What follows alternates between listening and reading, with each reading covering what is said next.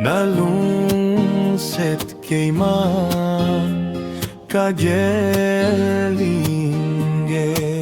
na una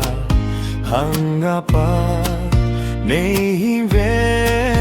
kahingko na umnal hangapat nehiven kahingko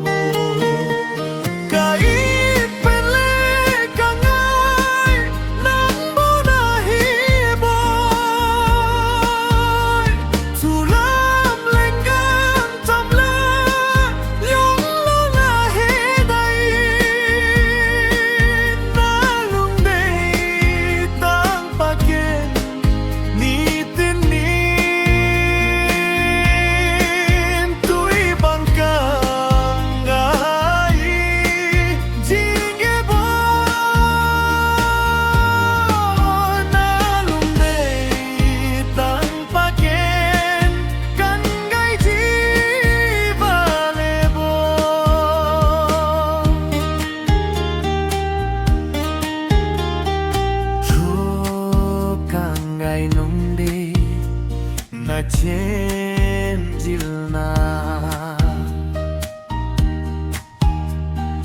lun set na hinchan mi hung tam jong le na lung le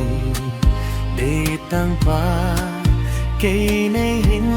hin ven ka hin ko na lung de